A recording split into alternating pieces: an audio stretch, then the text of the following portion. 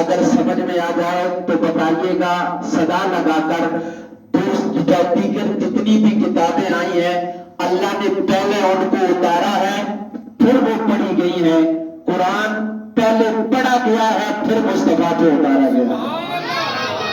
قرآن کی پہلے میرے رب نے خود تلاوت کی ہے پھر مدنی کریم صلی اللہ علیہ وسلم پہ نازل کیا ہے۔ قرآن کی نسبت جس کے ساتھ ہوتی چلی گئی وہ چیزوں میں اعلیٰ بنتی چلی گئی۔ جس رات کی نسبت قرآن کے ساتھ ہوئی انا انزلناہ فی لیلۃ القدر وما ادراک ما لیلۃ القدر لیلۃ القدر خیر من الف شہر۔ میرا مصطفیٰ کریم کہتا ہے رب اعلان کر رہا ہے میری امت کو اللہ نے معبود کی برکت سے کتنی بڑی رات عطا کی ہے۔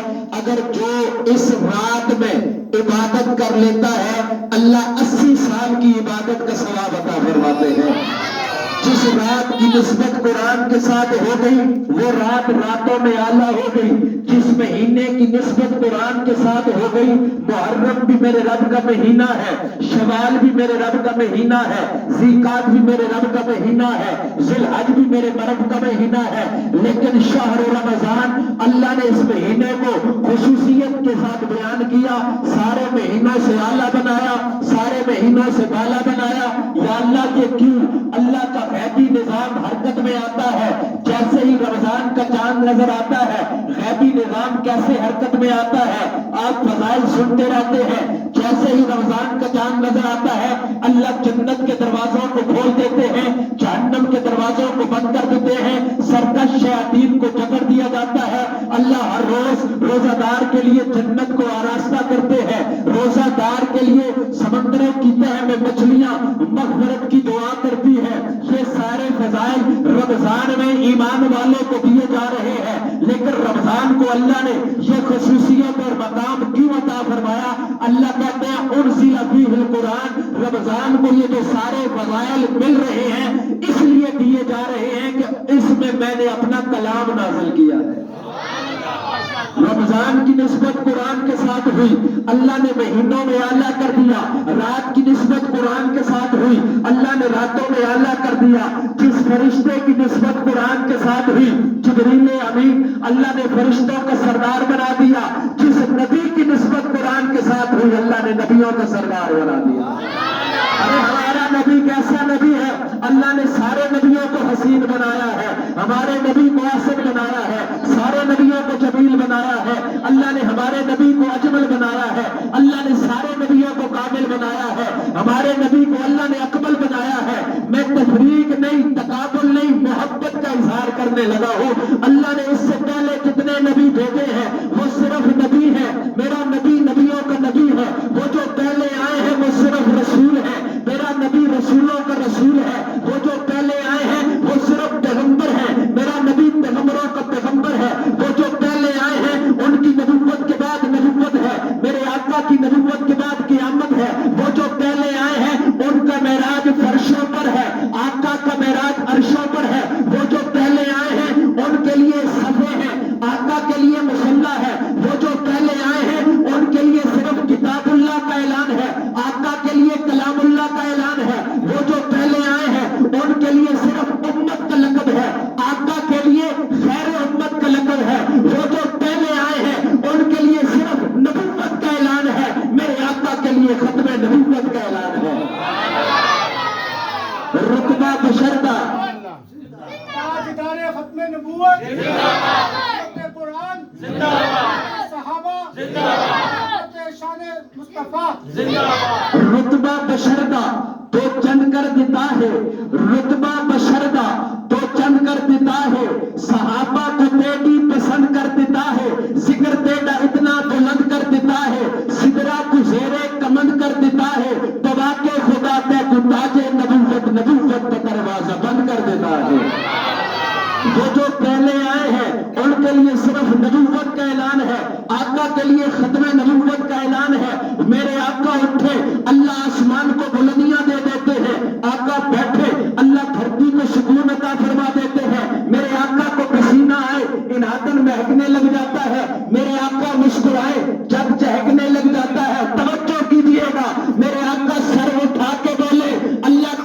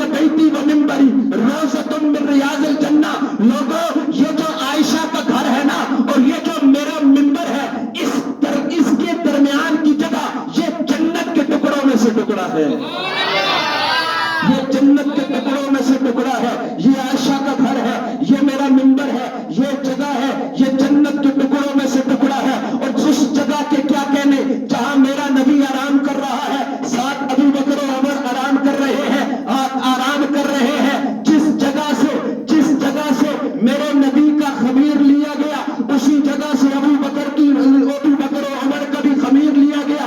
जिस जगह मेरे नबी को लौटाया गया, जन्नत की मट्टी में, जन्नत की मट्टी से खमीर लिया, जन्नत की मट्टी में लौटाया। अल्लाह के नबी ने जुबान से फरमाया, ये जन्नत का टुकड़ा है। अबू बकर भी जन्नत में आराम कर रहे हैं, उमर भी जन्नत में आराम कर रहे हैं, मुस्तफा के पहलू में सो रहे हैं।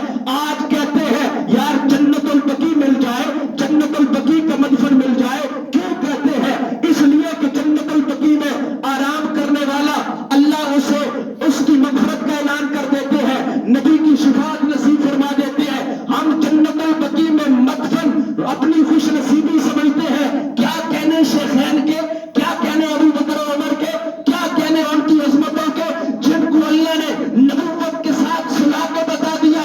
आज जाने वाला जाके जब रोज़ा रसूल पे सलाम पेश करता है, आगे अबू बकर का नाम, आगे उमर का नाम, दिल से कहता है अबू बकर तेरी अजमत को कुर्बान, उमर तेरी अजमत के कुर्बान। महबूब के साथ तेरे नसीब को ऐसे नक्की कर दिया।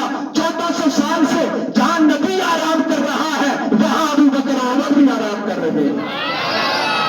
औखे जमाने की गुर्बत के साथी, मुश्किलात में खड़ा होने वाला अबू बकर है, मुश्किलात में साथ देने वाला अबू बकर है, हिजरत में साथ चलने वाला अबू बकर है, नबी को कंधों पे उठाने वाला अबू बकर है, गार तक ले जाने वाला अबू बकर है, शाम के डसने को बर्दाश्त करने वाला अबू बकर है, नबी के कदमों पे माल लुटाने वाला अबू बकर है, औलाद कुर्बान करने वाला अबू बकर है, गारो सौर में आपको गोद में सुलाने वाला अबू बकर है, चेहरे का दीदार करने वाला अबू बकर है, नबी के साथ चलने वाला अबू बकर है, बदर औद में चलने वाला, साथ खड़े होने वाला अबू बकर है, बदर के मैदान में महबूब को सीने से लगाकर तसल्लियां देने वाला अबू बकर है।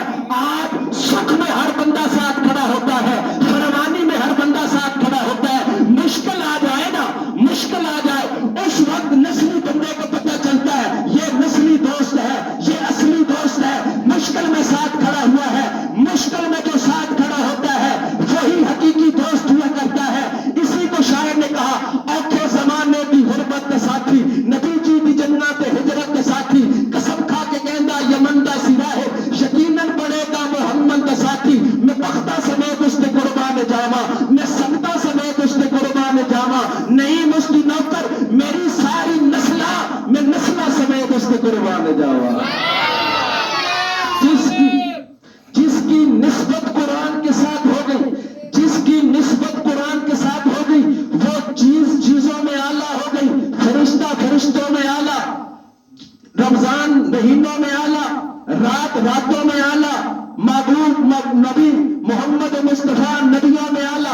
फिर अल्लाह ने कुरान के अंदर ऐसा ताकत कशिश चाशनी रखी है, जो कुरान के साथ जुड़ता है, पढ़ता है, कुरान उसके दिल को अपनी तरफ खींचता है, उसके दिल में अल्लाह नूर ईमान को दाखिल करता है। अब एक दो मिसालें सुनिए और ईमान ताजा कीजिए। प्यारे आका का मुबारक दौर है, आपके दौर में आपने जब कुरान पढ़ के सुनाना शुरू किया, लोग आपके मुखालिफ हो रहे हैं, कोई शायर कह रहा है, कोई जादूगर कह रहा है, कोई मजनून कह रहा है, आपका सोशल बाइकाट किया जा रहा है। मक्के में एक ऐलान हुआ, मोहम्मद सल्लल्लाहु अलैहि वसल्लम नामी आदमी आए हैं, जो उनकी बात सुनता है उनका होके रह जाता है। अपने बाप दादा के दीन को लोग छोड़ रहे हैं। अक्सम बिन सफी काफिरों का सरदार है, कबीले वालों को बुलाता है, मीटिंग कॉल देता है, कबीले वालों आओ, मोहम्मद सल्लल्लाहु अलैहि वसल्लम से मैं मिलना चाहता हूँ, मालूम करना चाहता हूँ वो चाहते क्या है। लोग कहते हैं मैं उनकी मुखालफत में खड़ा हो जाऊं, लेकिन मैं पागल नहीं हूं, पहले मिलूंगा, बात सुनूंगा, बात करूंगा। अगर मेरी दलील, मेरे सवालों के जवाब ठीक दिए तो फिर मैं उनकी मुखालफत नहीं करूंगा, और मुझे तसल्ली ना हुई तो फिर मैं उनकी मुखालफत में खड़ा हो जाऊंगा। उन्होंने कहा आप सरदार हैं, आप खुद ना जाए, अपनी तरफ से कोई वफद बना के भेजे, वो आपकी नुमाइंदगी करके आएगा, अब मेरे साथ चलिएगा। 2 आदमियों का वफद मेरे प्यारे आका की खिदमत में भेजा गया। कितने आदमियों का? जोर से कितने आदमियों का? दो आदमियों का वफद बना के भेजा गया नबी पाक सल्लल्लाहु अलैहि वसल्लम की खिदमत में। दो आदमियों ने जाके दो सवाल किए। एक ने कहा जी आपका नाम और नस्ब क्या है? हमारे सरदार पूछ रहे हैं, अपना नाम और नस्ब बताएं। दूसरे ने कहा जी आप पढ़ते क्या है? आपका मिशन, मौक़िफ़, नजरिया क्या है? वो जरा हमें सुनाएं, हम उनको बताना चाहते हैं। पहले के सवाल के जवाब में मेरे आका ने कहा अना मोहम्मद बिन अब्दुल मुत्तलिब, अना मोहम्मद बिन अब्दुल्ला बिन अब्दुल मुत्तलिब। बस दूसरे के जवाब के बारे में प्यारे आका ने कुरान की आयत पढ़ी जो हम मिंबर पे हर दूसरे खुतबे पे सुनते हैं। इन्नल्लाह यामुरु बिल अदली वल इहसान व ईताई ज़िल कुर्बा व यनहा अनिल फहशाई वल मुनकरी वल बग़य यईज़ुकुम लअल्लकुम तज़क्करून। वो तो दुखा कबीले के सरदार के पास पहुंचा, दो सवालों के दो जवाब बताए। वो तो साख्ता अपनी जगह से खड़ा हुआ, खड़ा होकर कहते हैं दोस्तों ये तो अल्लाह का सच्चा रसूल है, ये तो अल्लाह के सच्चे नबी है, अल्लाह के सच्चे पैगंबर है। वो कहने लगे कि आपने बिन देखे इतना बड़ा दावा कह दिया, हमने दो जवाब बताए, आप उनकी तस्दीक कर रहे हैं। मैं कहता हूँ कबीले वालों ने कहा होगा, उन दो आदमियों ने कहा होगा आपने वो शख्स वाली पेशानी देखी नहीं, वो ज़ुहा वाला चेहरा देखा नहीं, वो लई वाली ज़ुल्फ़ें देखी नहीं, अलम नशरह लका सदरक वाला सीना देखा नहीं, यासीन वाले दांत देखे नहीं, वमा रमैता इज़ रमैता वलाकिन अल्लाह रमा वाले हाथ देखे नहीं, या अय्युहल मुज़म्मिल वाली चादर देखी नहीं, या अय्युहल मुदस्सिर वाली कमली देखी नहीं। आप बिन देखे इतना बड़ा दावा कर रहे हैं अल्लाह के सच्चे नबी रसूल पैगंबर, दलील दीजिए, दलील क्या है? वो कहने लगा मैंने तौरात में पढ़ा है, ज़बूर का आलिम हूँ, इंजील का हाफिज हूँ, मैंने तौरात ज़बूर इंजील में पढ़ा है जो अल्लाह का आखिरी नबी आएगा एक निशानी उसकी ये होगी अपने नस्ब लंबे लंबे बयान नहीं करेगा। और जो उन्होंने तुम्हें आयत पढ़ के सुनाई है, इस एक आयत ने मेरे दिल की काया पलट दी है, कुफर काफूर हो गया है, दिल में नूरे ईमान जाग उठा है। अब मैं तो जा रहा हूँ उनके कदमों में उनका गुलाम बनने, तुमने आना है तो आओ। कबीले वाले कहने लगे आप बड़े हैं, आप चले जाएंगे, हम क्या करेंगे पीछे रह के, हमें भी ले जाइए। पूरे कबीले वालों को लेकर मेरे नबी के कदमों में पहुंचता है सरदार, मेरे मुस्तफा का गुलाम बन जाता है। पूरे कबीले को लेकर नबी अलैहिस्सलातु वस्सलाम के कदमों पर पहुंचा, गुलाम बन गया। एक आयत ने पूरे कबीले की काया पलट के रख दी। 30 पारों वाला कुरान आज भी हमारे पास मौजूद है। वही तासीर जो 1400 साल पहले अल्लाह ने कुरान में रखी थी आज भी है।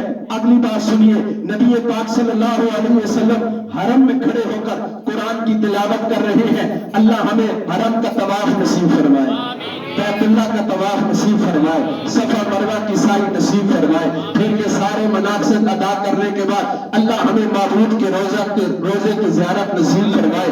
मुबारक घड़ियां हैं, कबूलियत के लम्हात हैं। आप में से कोई ऐसा होगा जो अल्लाह को बड़ा महबूब होगा, अल्लाह उसकी दुआओं को कबूल करता होगा, उसकी बरकतें हमारा भी बेड़ा पार हो जाएगा, अल्लाह हमारा भी काम बना देगा। इसलिए दुआ पे आमीन कहें। अल्लाह रमजान में या रमजान के साथ ही हमें अपने महबूब के दर पे बुला ले, इंशाअल्लाह जाएंगे, इंशाअल्लाह जाएंगे।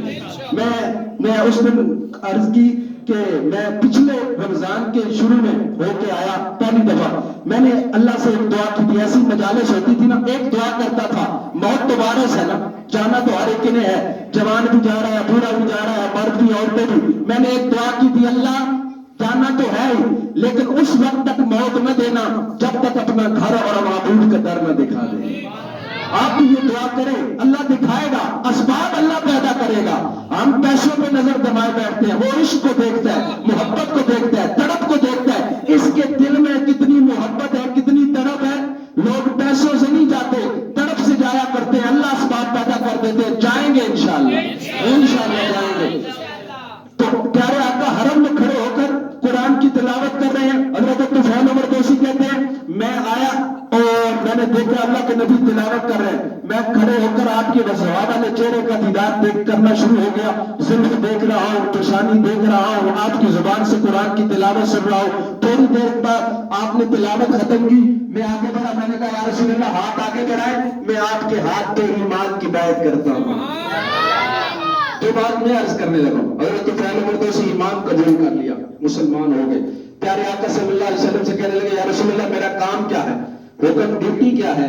ایمان لانے کے بعد تو ڈیوٹیاں ہوتی ہیں. ڈیوٹی کیا ہے؟ پیارے آقا نے فرمایا جو میرا کام وہ تیرا کام. جو میرا کام بھی لوگوں کو اللہ کی طرف بلانا, تیرا کام بھی اللہ کی طرف بلانا.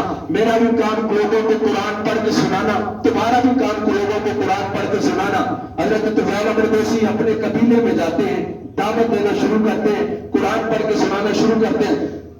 ان کی دعوت کو آج حضرت طفیل عمر دوسی کے نام سے چند لوگ واقف ہیں, لیکن ان کی دعوت پہ جو ایمان لائے اس شخصیت سے آج کا ایمان والا ایک بچہ واقف ہے, جوان واقف ہے, بوڑھا واقف ہے, مرد واقف ہے. عورتیں جانتی ہیں کہ وہ خوش نصیب صحابی کون ہے. وہ خوش نصیب صحابی جو حضرت طفیل عمر دوسی کی دعوت پہ ایمان لائے, دنیا انہیں ابو ہریرہ کے نام سے جانتی ہے. اب کتنی بڑی سعادت ہے. اب 1400 سال کے بعد آج موجود کی روایات امت تک پہنچی ہے. وسیلہ حضرت ابو ہریرہ بنے ہیں. جہاں حضرت ابو ہریرہ کو ثواب مل رہا ہے, حضرت ابو ہریرہ کی برکت سے حضرت طفیل عمر دوسی کو بھی اس کا اجر ثواب مل رہا ہے. دعا کریں اللہ ہمیں کسی کی ہدایت کا ذریعہ بنا دے. زور سے کہیں آمین, پیار سے کہیں آمین. اب یہ مسجد بن رہی ہے نا, مسجد تو حدیث شریف میں آتا ہے اللہ اس مسجد کو جلد پایا تکمیل تک پہنچائے. مسجد بن جائے گی انشاءاللہ. میں ساتھ میں تو مولوی شاہ صاحب کہیں کہ میرے پاس مسائل نہیں, میں چھوڑ کے جا رہا ہوں, میں دعوے کے ساتھ کہتا ہوں اس کی بنیاد کیونکہ رب کی گھر کے ساتھ نسبت ہو گئی ہے, رب کے گھر کے ساتھ ہو گئی ہے. یہ بن کے رہے گی, آباد ہو کے رہے گی. خوش نصیبی ہے ان کی جو اس کے ساتھ اپنا قلبی تعلق قائم کریں گے, سجدوں سے آباد کریں گے, مال لگائیں گے. حدیث شریف میں آتا ہے کل قیامت کے دن اللہ بیت اللہ کو اسی طرح اٹھا کر جنت میں پہنچا دیں گے. بیت اللہ کی بیٹیاں ہیں یہ مسجد. ان جتنی مساجد ہے نا پوری دنیا میں, اللہ بیت اللہ کے ساتھ تمام مساجد کو اٹھا کر جنت میں پہنچا دیں گے. صرف مسجدیں جنت میں نہیں جائیں گی, ہائے ہائے ہائے, مسجدیں جنت میں نہیں جائیں گی, مسجدوں کو آباد کرنے والے بھی جنت میں جائیں گے, مسجدوں میں سجدے کرنے والے بھی جنت میں جائیں گے, اذانیں دینے والے بھی جنت میں جائیں گے, نمازیں پڑھنے والے بھی جنت میں جائیں گے, نمازیں پڑھانے والے بھی جنت میں جائیں گے. یہ مسجدیں گواہ بنیں گی. اے اللہ جو ہمیں آباد کیا کرتے تھے وہ کدھر ہیں؟ ہم ان کے بغیر یہاں نہیں رہیں گی, ہمیں ان کو بھیج دیجیے جنت میں. اللہ قبول فرمائیں گے سفارت, اور اللہ ہمیں بھی مسجدوں کے ساتھ جنت میں پہنچا دیں گے انشاءاللہ. تو مسجد کے ساتھ اپنی اولاد کا, جو میں یہ زور لگا رہا ہوں, مسجد کے ساتھ تعلق, مسجد کے ساتھ تعلق, اللہ کے گھر کے ساتھ تعلق. اگلی بات سنیں جو میں رمضان میں اکثر جگہ یہ در پہ دل بیان کرتا ہوں, نوجوانوں کو دیکھ کر, ایک بڑی تعداد نوجوانوں کی ہے. سوشل میڈیا کا دور ہے. آج کے دور میں ہم اخلاقی پستی کا شکار ہو رہے ہیں. میرا نوجوان اس کی اخلاق کا جنازہ نکالا جا رہا ہے, مسجد سے, مدرسے سے, قرآن سے, علماء سے دور کیا جا رہا ہے, اور وہی سی کسر اس سوشل میڈیا نے نکال دی ہے. بزرگ بیٹھے ہیں, یہ میری بات کی تائید کریں گے, ماں باپ کو اولاد وقت دینے سے قاصر ہے. گھر کے 3 کمرے ہیں, 3 افراد ہیں, ماں ہے, باپ ہے اور بیٹا ہے. باپ بوڑھے ہیں اور ان کو بیٹے کی خدمت کی ضرورت ہے. وہ دن بھر کام کرتا ہے, ماں باپ انتظار میں رہتے ہیں ابھی آئے گا, ہمارے ساتھ کچھ بات کرے گا. وہ جیسے ہی آتا ہے اس سسرے نے نا قریب والوں کو دور کر دیا, دور والوں کو قریب کر دیا. اس نے اور لگا ہوا ہے ساری رات, باپ کھانس رہا ہے, ماں رو رہی ہے, اور 1 منٹ تو بات سن لے, چند گھڑیاں تو ہمارے پاس بیٹھ لے. پھر جب ماں باپ مر جاتے ہیں پھر موٹر سائیکل کے پیچھے لکھواتا ہے یہ میری ماں باپ کی دعا ہے, گاڑی کے شیشے پہ لکھواتا ہے یہ میری ماں باپ. اس سے پہلے گھر کی حالت دیکھو کہ ماں باپ کے ساتھ کس انداز میں سلوک کیا ہے. رمضان کے مہینہ جاتے جاتے پیارے آقا نے کیا فرمایا کہ اللہ اس بندے کی بخشش نہیں کرتے جس کے ماں باپ یا دونوں میں سے ایک اس سے ناراض ہو. اللہ اس بندے کی بخشش نہیں فرمائیں گے, یہ ذہن میں رکھے, بخشش نہیں فرمائیں گے. رمضان عام معافی کا اعلان کر کے جاتا ہے. سوشل میڈیا جو بات میں عرض کرنے جا رہا ہوں, میرے ساتھ میں ہر بندے کی دسترس میں ہے. ہر بندہ, کیا علماء, کیا عوام, کیا نوجوان, کیا بوڑھا, کیا جوان, سب کی دسترس میں یہ. اور ایک کریٹیریا بھی ختم ہو گیا نا دوستی کا. پہلے ہم دوستیاں لگاتے تھے چاند طرف کے, باپ بھی کہتا تھا خاندانی بندے کو دوست بنانا, نسلی بندے کو دوست بنانا, کوئی اچھے انسان کو دوست بنانا, جس کا اٹھنا بیٹھنا چال چلن اچھا ہو اس کو دوست بنایا. اب کہتے ہیں فیس بک فرینڈ, کوئی پتہ نہیں ہے کافر ہے مسلمان ہے, عقیدہ کیا ہے, کس برادری کا ہے, کس نسل کا ہے, کس علاقے کا ہے, کس خاندان کا ہے, کوئی پتہ نہیں ہے, اور وہ فیس بک فرینڈ پہ ہمارے ساتھ منسلک ہوتا ہے. چند لوگ نہیں ہوتے, 10,000 لوگ ایک بندے کے ساتھ, 10 لاکھ لوگ ایک بندے کے ساتھ منسلک ہوتے ہیں. جو بات میں عرض کرنے جا رہا ہوں, آج کے دور میں ادھر ہمارے پاس کوئی غلیظ ویڈیو آئی, غلیظ تصویر آئی, یہ نوجوان میرا کرتے دل سنے, ہم نے تلذذ کے لیے, ٹائم پاس کے لیے, وقت گزاری کے لیے ہم نے جناب اس کو انجوائمنٹ کے لیے اس تصویر کو اپنی فیس بک آئی ڈی سے شیئر کر دیا. 1 سیکنڈ لگا, شیئر کا بٹن ہوتا ہے, 1 سیکنڈ لگا, ہم نے اس کو شیئر کر دیا. اب میری دسترس سے وہ نکل چکی ہے چیز, پاسورڈ بھی مجھے معلوم ہے, موت وارث ہے, ادھر قضا کا فیصلہ ہوا, ادھر موت نے آ کے اچک لیا, موت نے آ کے پکڑ لیا, توبہ کا موقع بھی نہ ملا. صرف میں اس گناہ میں مبتلا نہیں ہوا, صرف میں اکیلا نہیں اس گناہ میں مبتلا, میرے ساتھ 10,000 بندہ ہے وہ اس گناہ میں مبتلا ہو رہا ہے, میرے ساتھ 10 لاکھ بندہ ہے وہ اس گناہ میں مبتلا ہو رہا ہے. جہاں مجھے پکڑ ہوگی, جتنے لوگ میری وجہ سے اس گناہ میں مبتلا ہوئے ہیں, قبر میں اس کا عذاب مجھے ہوگا. دعا کرو اللہ ہم سب کی حفاظت فرمائے. خطرے والی بات ہے کہ نہیں ہے؟ بہت خطرے والی بات ہے. صرف نہیں ہے, نازک ترین تو ہاتھ پہ انگارہ کیا رکھنا مشکل ہے, دین پہ چلنا, اسلام پہ چلنا, قرآن کی تعلیمات پہ چلنا بہت مشکل ہو گیا ہے, اور اس پہ چلنا بہت ضروری ہے. اب ہماری نوجوان نسل بھاگے, ہم اس کو چھوڑ دیں گے, بچہ انگارے کی طرف جائے, آگ کی طرف جائے, اور ماں باپ چھوڑ دیں گے, نہیں چھوڑتے, بار بار پکڑتے ہیں, وہ چاہتے ہیں بار بار پکڑتے ہیں. اسی طرح نوجوانوں پہ محنت کرنی ہے, ان کے لیے دعائیں کرنی ہے, بار بار انہیں سمجھانا ہے کہ اس دلدل سے نکلے, اللہ کے گھر کے ساتھ تعلق مضبوط ہو, قرآن کے ساتھ تعلق مضبوط ہو, اسلام کے ساتھ تعلق مضبوط ہو, مسجد مدرسے کے ساتھ تعلق مضبوط ہو. آپ کے دلیل سے اللہ نے مسجد دی ہے, آج کی اس مسجد کے اندر ادارہ بھی چل رہا ہے, اس کے ساتھ اپنے بچوں کو جوڑے, خود آئے, نمازیں پڑھے, تلاوت کرے, درس میں شریک ہو, اس کی آبادی کی فکر کرے. مر کے قبروں میں چلے جائیں گے, اولاد ہمارے لیے صدقہ جاریہ بنے گی.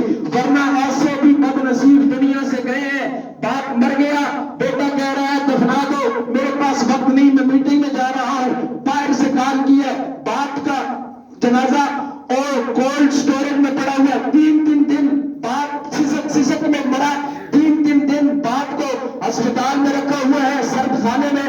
بیٹا آئے گا, بیٹا آیا, بدنصیب جنازے کی دعا بھی نہیں آتی, مغفرت کی دعا بھی نہ کر سکا, اور جناب جنازے میں شریک ہوا, مولوی صاحب نے جنازہ پڑھایا, تکبیر کی, وہ گیا اور سالہ سال موڑ کے نہیں آیا. باپ کی قبر کا نشان بھی ختم ہو جاتا ہے.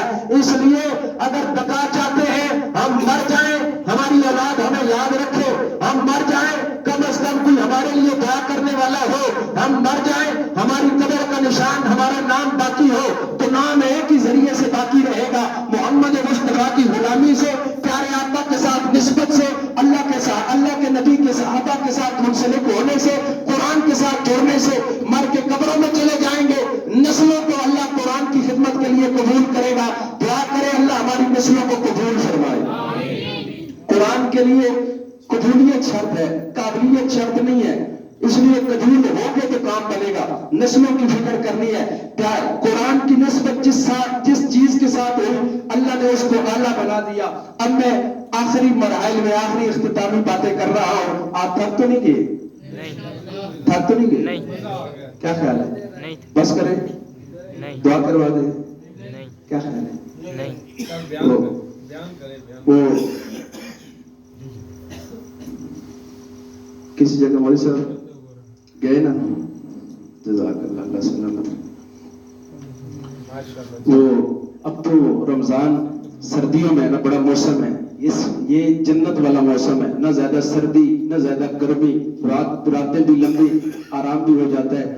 وہ کسی ماڑے بندے نے نا گرمی میں روزہ رکھا, تو روزہ آپ کچھ چہرے جو مجھے محسوس ہو رہے ہیں نا, میں نے محسوس کیا, وہ ایک ماڑے بندے نے روزہ رکھا نا, چیک کرنے کے لیے ولی شاہ صاحب نے فضائل بیان کیے، روزے پہ یہ ملتا ہے، روزے پہ یہ ملتا ہے، روزے پہ اللہ راضی ہوتا ہے، سحری افطاری میں دعائیں قبول ہوتی ہیں، مچھلیاں سمندر میں دعائیں کرتی ہیں، پرندے ہواؤں میں دعائیں کرتی ہیں. اس نے سنا، اس نے کہا جی رکھتے ہیں روزہ.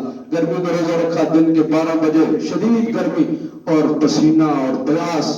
کبھی اس نے چیک تو کیا نہیں تھا، مزاج ایسا بنا ہوا تھا، دینداری کا ماحول نہیں تھا. تو اس نے کہا جی اب تو 12 اب تو کتنا لمبا ٹائم ہے، یہ کیسے گزرے گا، کیسے گزرے گا. آج ہمارے نوجوان، اس وقت تو سوشل میڈیا تھا نہیں کہ ویڈیو دیکھ لیتے، کرکٹ کھیل لیتے، کوئی اور کام کر لیتے. قرآن پڑھنے کی توفیق بڑی کم ہوتی ہے نا. آج رمضان میں یہی حال ہے. تو وہ کہنے لگا کیا کرے. اس وقت ریڈیو ہوتا تھا، ریڈیو پہ اس نے فرمائشی پروگرام لگایا، اور فرمائشی پروگرام میں یہ ہوتا تھا کہ کال ملائیں، آپ نے جو سننا ہے نا وہ آپ کو سنایا جائے گا. تو اس نے ریڈیو کھولا، فرمائشی پروگرام تھا، اس نے کال ملائی کہ میں کال کی نا، تو آگے سے بندے نے کہا جی آپ کیا سننا پسند کریں گے. تو اس فوراً وہ کہنے لگا جی مجھے مغرب کی اذان سنا دیں. تو آپ میں سے بہت سارے نوجوان چہرے کہہ رہے ہیں جی استاد جی دعا کرا دو. اور مہربانی حوصلے بڑی ہو گئی، سوری تقریر سن لی ہے، سبحان اللہ کہہ لی ہے، سن داد دے لی ہے، سن کھاد بھی دیتی ہے، تو دعا کرا دو. دعا کرواتے ہیں انشاءاللہ. تو جو بات میں عرض کرنے اور اختتام کی طرف لے کے جا رہا ہوں، قرآن کی نسبت جس چیز کے ساتھ ہوئی وہ چیزوں میں اعلیٰ ہوتی جائے گئی. فرشتے کی نسبت، نبی کی نسبت، مہینے کی نسبت، رات کی نسبت ہوئی. جس انسان کی نسبت قرآن کے ساتھ ہوئی، اللہ نے اس انسان کو بھی انسانوں میں اعلیٰ بنا دیا. ام المومنین سیدہ طیبہ طاہرہ اما عائشہ صدیقہ رضی اللہ تعالیٰ عنہ فرماتی ہیں کہ اللہ کے نبی جب آخری عشرے کا آغاز ہوتا نا، رمضان 2 مہینے پہلے ہی تیاریاں، لیکن جب آخری عشرے کا اختتام ہوتا، شروع ہوتا آخری عشرہ، تو اللہ کے نبی کا معمول شریف یہ تھا کہ آپ تہجد میں اٹھتے، ترغیب دیتے تھے تہجد پڑھو اللہ کا قرب ملے گا، لیکن زبردستی اٹھاتے نہیں تھے. فرائض میں ترغیب دیتے تھے اور کہتے تھے فرائض کی ترغیب، تہجد کی ترغیب دیتے تھے لیکن اٹھاتے نہیں تھے. لیکن جب آخری عشرہ شروع ہوتا نا، مجھے یہ اعتکاف کی چادر دیکھ کے نظر آیا کہ کتنے خوش نصیب ہے یہ معتکف جو اللہ کے گھر میں آ کے اللہ کے مہمان بن کے بیٹھ گئے ہیں. میرے گھر کا مہمان، میں ایک ماڑا سے بھی بندہ ہوں نا، میں اس کو اپنے گھر سے خالی نہیں جانے دوں گا. میں کتنا ہی کمزور نہ ہو، کتنا ہی کمزور کیوں نہ ہو، میں یہ چاہتا ہوں کہ میرے گھر سے میرا مہمان راضی ہو کے جائے، راضی خوش ہو کے جائے. یہ تو رب کا در ہے، رب کا گھر ہے، شہنشاہوں کے شہنشاہ کا در ہے. اس در سے کون خالی جائے گا، کون ایسے چلا جائے گا. تو ان کو دیکھ کر خوشی اللہ. حضرت عائشہ فرماتی ہے اللہ کے نبی آخری عشرے میں کہتے ہیں عائشہ، حفصہ، میمونہ، ماریہ، یہ راتیں اب سونے کی نہیں ہے، جاگنے کی ہے، اللہ کی عبادت کی ہے. اب اس میں اللہ کی عبادت کرو، قرآن کی تلاوت کرو، نفل پڑھو، اللہ سے مانگو. اللہ کے نبی آخری عشرے میں کثرت کے ساتھ ہمیں ترغیب ارشاد فرماتے اور اعتکاف کا اہتمام کرتے. پھر گھر میں یہ ازواج مطہرات کا بھی یہ عالم تھا کہ اللہ کے نبی صلی اللہ علیہ وسلم کی بیویاں بھی، آپ کی بیٹیاں بھی گھر میں کثرت کے ساتھ قرآن کی تلاوت ہو رہی ہے. اور رمضان کے مہینے میں ام المومنین حضرت عائشہ کا مثال بھی رمضان میں، آپ کی پیاری بیٹی حضرت فاطمہ کا مثال بھی رمضان میں. کیا پیاری بیٹی اللہ نے اپنے معبود کو دی تھی، جس بیٹی کے نام لیتے ہوئے بھی آنکھیں جھک جاتی ہیں، دل میں محبت آ جاتی ہے، اور شرم و حیا سے ایک انسان مسلمان کی آنکھیں جھک جایا کرتی ہیں.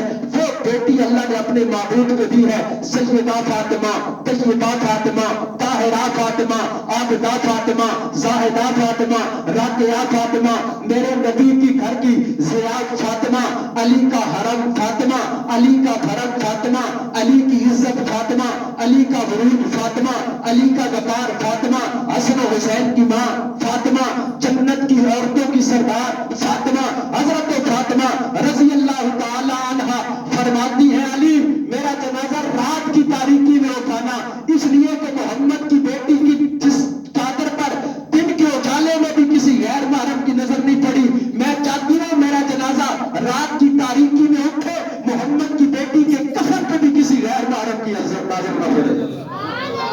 اللہ ہماری بیٹیوں کو ایسا حیا نصیب فرمائے. تو حضرت فاطمہ رات کی تاریکی میں کھڑے ہو کر قرآن کی تلاوت، حضرت عائشہ رات کی قرآن کی تلاوت ہے.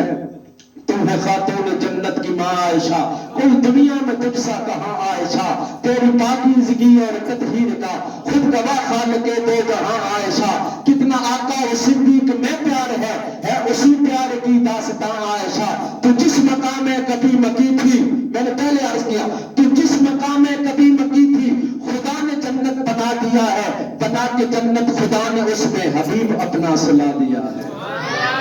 اللہ اکبر۔ اللہ ہمیں صحابہ اہل بیت کی محبت نصیب فرمائے۔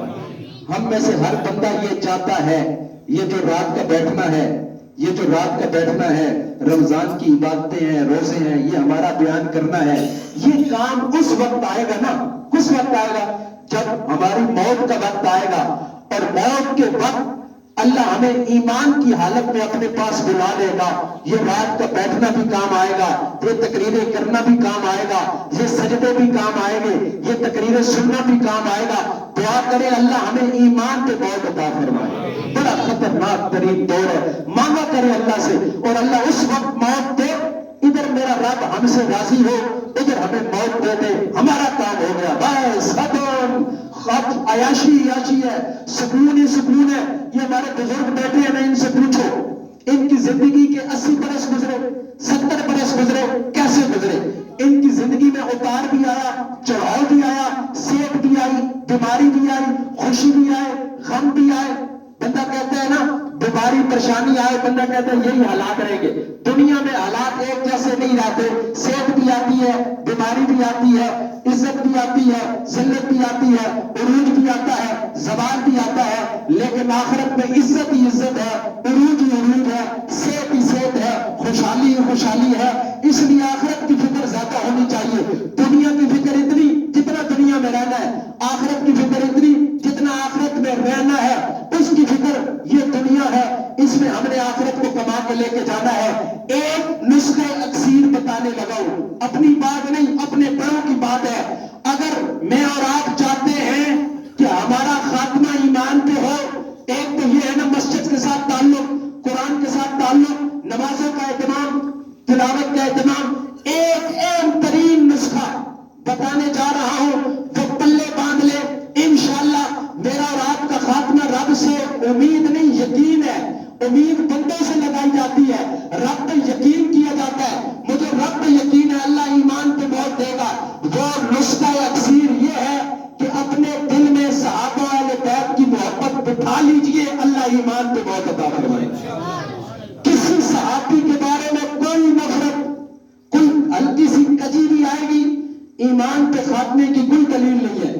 کسی نبی کی آل میں سے، وہ نبی کی بیٹیاں ہوں، وہ نبی کی ازواج مطہرات ہو، وہ نبی کے داماد ہو، وہ نبی کے نواسے ہو، کسی ایک کی بھی نفرت اور ہلکی سی حقارت دل میں آئے گی، اللہ ایمان پہ خاتمہ نہیں دیں گے۔ صحابہ اہل بیت کی محبت پہ مریں گے تو انشاءاللہ آخرت میں اللہ جنت میں اعلیٰ مقام عطا فرمائیں گے، ان کے قدموں میں جگہ عطا فرمائیں گے۔ تو کوشش کریں گے انشاءاللہ اپنے اولادوں کے دلوں میں صحابہ اہل بیت کی محبت کو بٹھائیں گے نا، انشاءاللہ بٹھائیں گے نا انشاءاللہ۔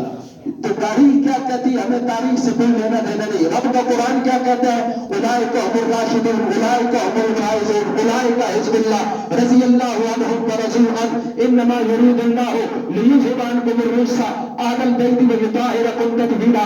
اللہ ہمیں ترغیب دے رہا ہے، میں اپنے معبود کے صحابہ سے بھی محبت کرتا ہوں، نبی کی آل بیت سے بھی محبت کرتا ہوں، ایمان والوں تم بھی ان سے محبت کرو۔ اللہ اسی محبت میں زندہ